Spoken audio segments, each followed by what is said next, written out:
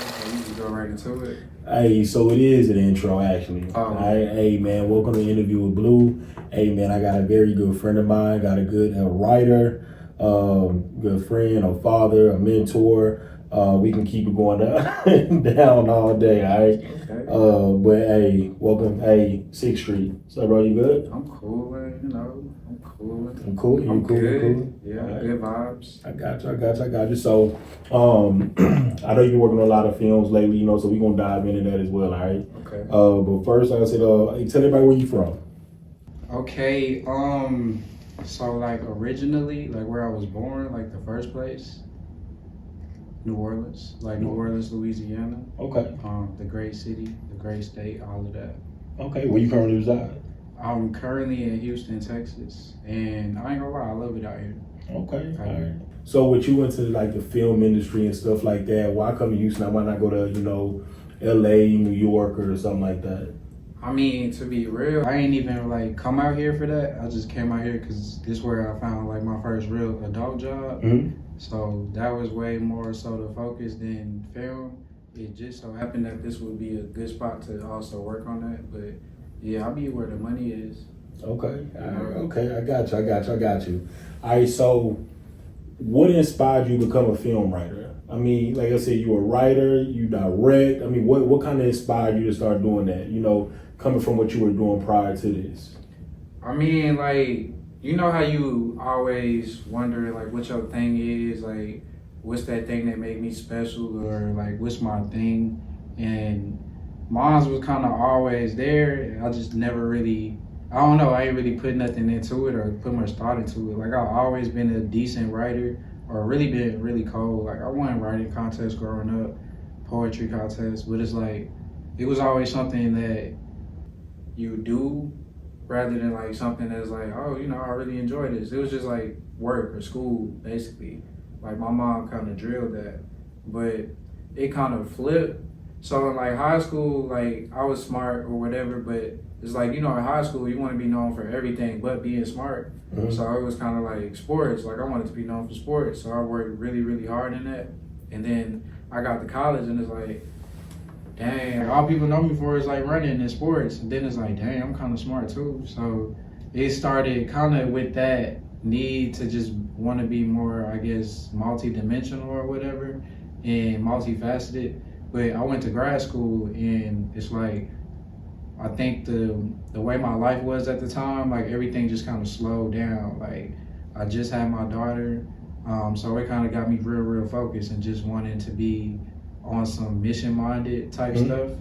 And then that came with, all right, I'm in grad school, but most of what that was, and I started to realize, was just writing papers. And I'm like, bro, this life, like, it really wasn't a thing for me. And I'm like, this is it. And I'm killing it, I'm cool with it, but it kind of started creating an itch to, like, man, I really do enjoy writing. And I'm like remembering that, oh, I did it, I always have enjoyed writing.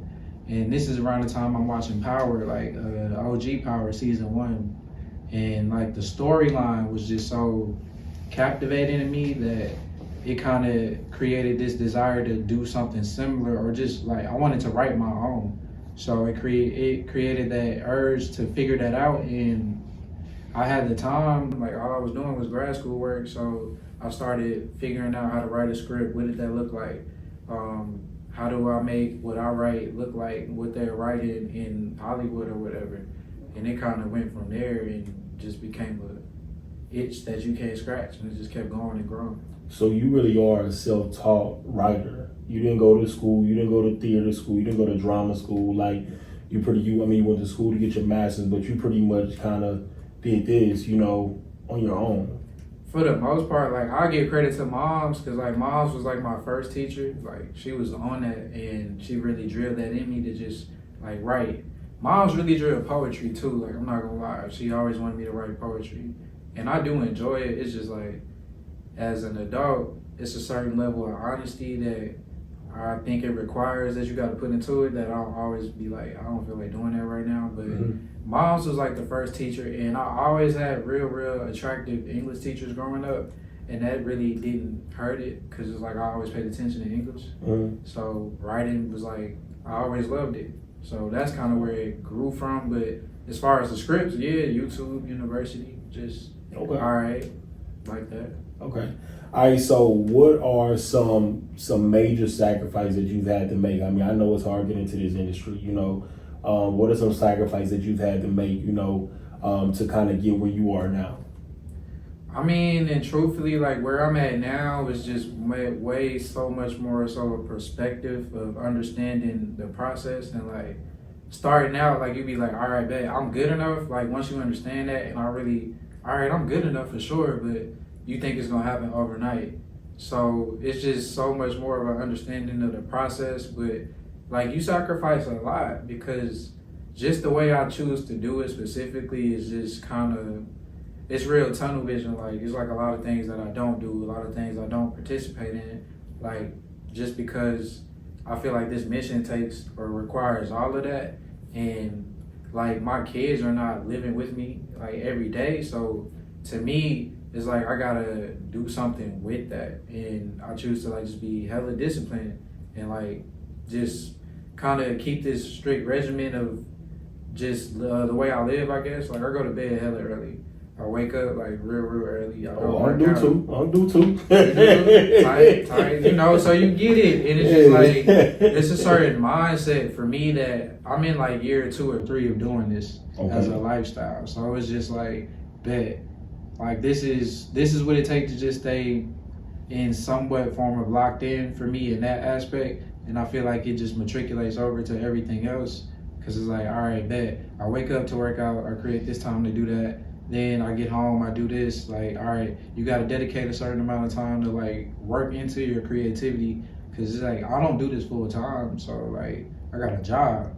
So just finding the energy and space to do it outside of everything else that life required is kind of that's the sacrifice. And sometimes like people will look at you differently for that because it's really like a vision that like from I guess people looking at me, it's more so like, oh, he think this what he want to do, that's cool, but it's way so much more of a hobby. And then from where I'm looking at, it's way so much more of like a lifestyle. This is like a necessity. This is it's no other option really. Like it's this or else. And I'm cool with that. And I'm also cool with how that might villainize me in certain situations, but whole time, like, they ain't gonna be tripping when it pay off. Like, they be the same people that, like, no disrespect or nothing, but like, they be right there. So I got a mindset to where like I'm okay with taking whatever come with it at this point, because I'm just like I'm too far down the rabbit hole to like turn around. Like it ain't even no space at this point. So I just gotta keep crawling forward type stuff. And I'm cool with that. Okay. So would you say that you pretty much kind of like locked in, and what does locked in look like for you? Is that kind of what locked in looks like for you? Yeah, and like it's peaks and valleys with it, because I'm not gonna act like this is just me 100% of the time, but like as much as I can help it for sure, I try to just stick to that certain like schedule of just, all right, I'm up at this time, I'm asleep at this time. On the weekend, I'm dedicating this amount of time to working. I'm not really going out, not because I don't know. It's just like I'd rather do that with like a different type of energy attached to it. Like I don't want to be in the line. I just want to like, hey, that's six. That's them. Like we walk around, we do all that, and I don't know. It just ain't a necessity right now because the work got to get done. So that's kind of just the mindset.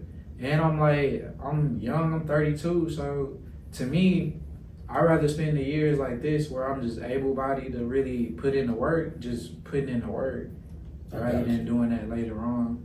Okay, so what is, I've always wanted to ask, okay, we can get to that question. So I always want to ask, so with a writer, where do you get these ideas from? Some people, people get 1 million views of people, selling $1 billion at the box office and stuff like that. Where do y'all get these ideas from? I mean, for me, like everyday life is inspiration. Like, you never know. Like, I think everything has a reference point based in reality. Like, what we experience, what we see, what we're scared of, what we love, what we, all that dream and hope for, and you kind of pull from that and just create.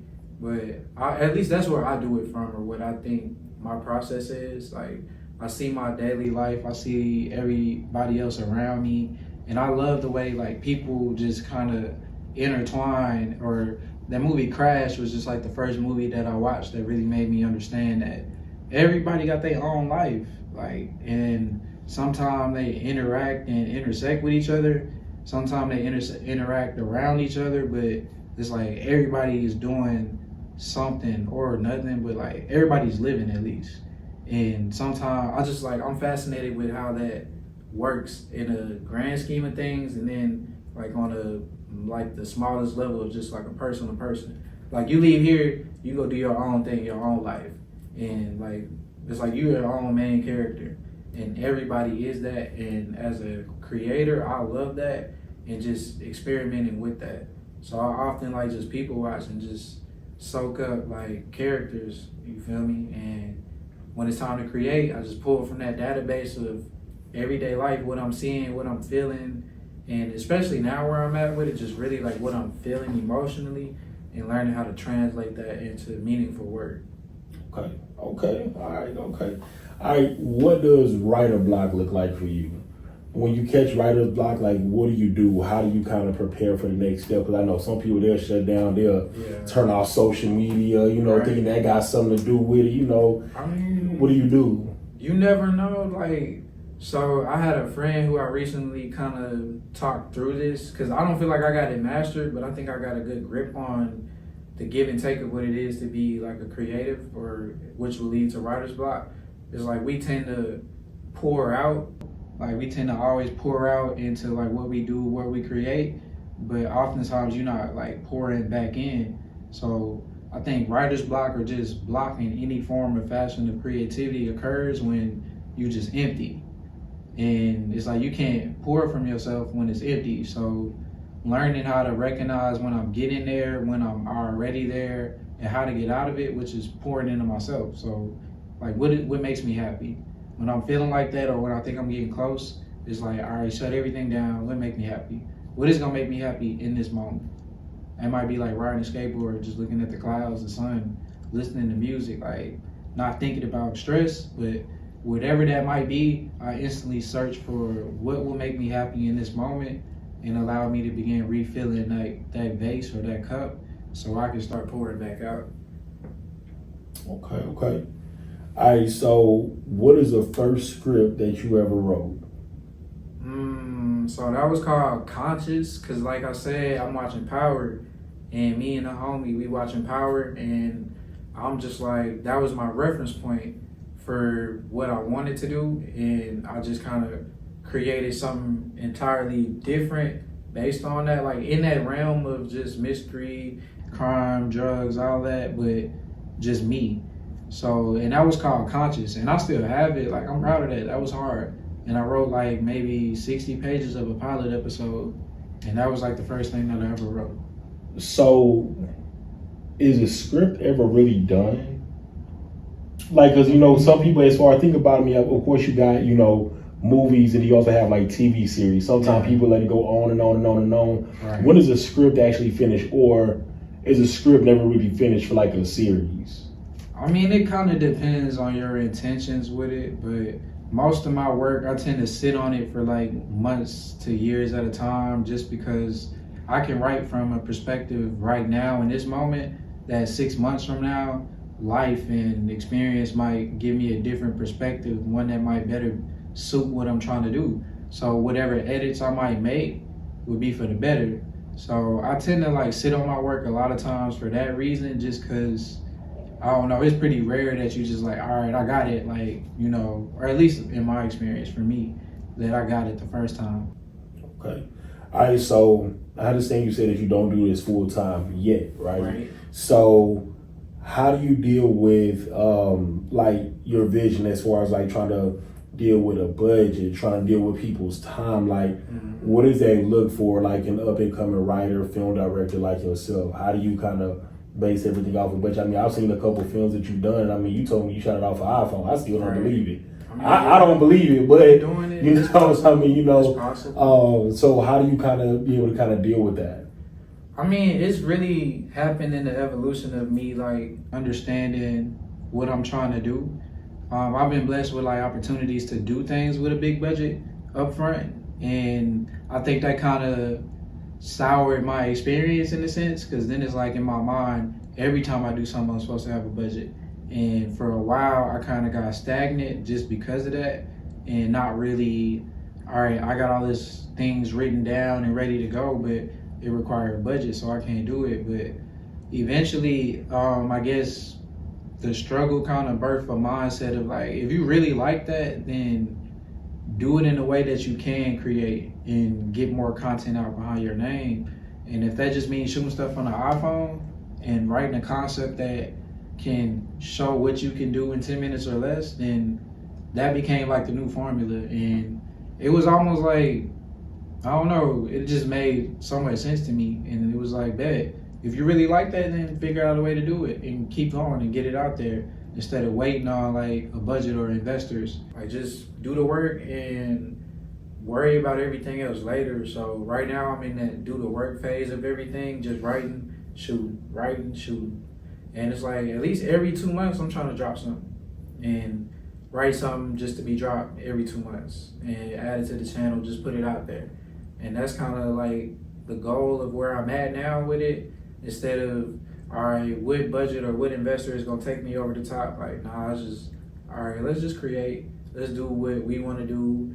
And in that, like, the community kind of created itself, like like-minded individuals who just kind of got that same grind and wanna see, like, they see the vision enough to like just put in the work. And I do believe in paying people for like what they do, but it's just like, I'm blessed right now to just have a community that's like down with the cause. So it's been kind of rocking on that basis right now. Okay. How would you define success in filmmaking? What does that look like for you? Success in this filmmaking industry, success in all of this? I mean, really, I think I'm successful when that's all I do. Like, I can just live my life as a filmmaker, living off that, and like, you know, retire my parents, things like that. That's success to me. And like, just living the life that I want to on my terms. Like, if I don't want to work for 3 months because I just want to like do the family thing, then I'm cool with that. If I want to like grind for a year straight and just drop projects and, you know, do whatever, then I want to do that. But the flexibility and freedom to create and the financial freedom is just, I guess, how I define success in this format or just in the industry. Okay. All right. So people like myself will go to the movies. Let's say everybody saw Sinners, right? Right. So we go and see Sinners, and you know that film was maybe 2 hours long, 2 hours and 5 minutes if you watch the credits at the end. So how long do y'all actually take to create a film like that? Like, how long do people take for TV series? I mean, we go and see it for 2 hours, and it take y'all what, 2 months, maybe a year? It really depends. What does it take? Like, it depends on the speed of what you're working and, you know, how it's grooving and moving. But I mean, it's for maybe you might film like a series in like maybe 2 to 3 months. Like 10 to 8 episodes. So your project Soulmates. Right. I know that was kind of a short. It wasn't a full episode, right? How long did it take you just to do that version of it? So that was a 2-day shoot, Saturday, Sunday shoot. Yeah, and not even all day. Like, we just kind of mapped it out and spaced it out to where everything flowed with real pace. But that took 2 days, and that was like a 30-minute episode. So at a bigger scale, you know, we could probably shoot an episode a day in a sense, or just kind of depending on what the details are for that episode. But I don't know, it don't really take that much. Movies way more, it's a lot more components. So movies, it might take you like 6 months to shoot one movie just to get everything the way you want it. Who are some film directors or writers that you would want to work with? Living or dead? Want to work with, living or dead. I think all my OGs alive, I guess. Quentin Tarantino, I would want to work with him. Like, I would want to write something. What's the things Quentin Tarantino did? Django, Pulp Fiction. Oh yeah. Okay. Reservoir Dogs, things like that.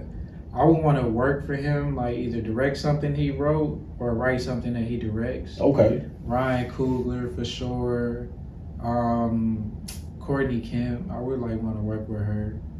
I ain't gonna lie, like, yeah, I'm not gonna say it ain't too many. Like, I just be wanting to work first and foremost. But Childish Gambino, Donald Glover. So you'll work for free? Him. No. Yes. Okay. Ain't nothing free at this point. It's just like, when you know you like that, like, nah. I got you. We're gonna make sure he get his payment at the end of this interview, all right? We get paid. All right, yeah. Get paid. Hey, man. All right, so are there any actors or actresses that you want to work with that you want to see your film come to life? I ain't gonna lie. Melvin Gregg, Melvin Boy Gregg? from Snowfall. Who's Melvin Gregg? Man Boy from Snowfall. Snowfall. Ah, Light okay. skin. I know you're talking about Damson Idris from Snowfall. Okay. Michael Rainey. They did have a strong cast. Michael Rainey. Who would I want to work with? Donald Glover, of course. I mean, like, people like Denzel for sure. I was gonna say Will, but like Freaky Will kind of, I don't know. Like, I mean, of course, but they can't. I don't know. It depends on what headspace he in. Yeah. Yeah. Regina King, people like that. Okay. All right. What would you tell a younger writer, young 18, 19-year-old you? What would you tell you to kind of set yourself up for success to get where you are now? I don't even know, because it's like, I probably couldn't even spoil it, because everything to me in my life led to the next thing. So just maybe something, and I feel like, yeah, everything had a purpose, like even the pain. So I probably wouldn't, I don't know, just stay strong, bro. It's gonna get ugly, but just stay in there. Just stay in there, bro. I probably would just say that, like something more encouraging than don't do this or don't do that. Because I think everything equated to something in a sense. Okay. All right. What are some projects that you have coming out soon? What is the next project that's coming out? Okay, so everything right now is just kind of, I'm really locked in on this horror thing. So the Six Files, that's just really the focus. Just pushing different episodes of that. And the next one is going to be The Visit.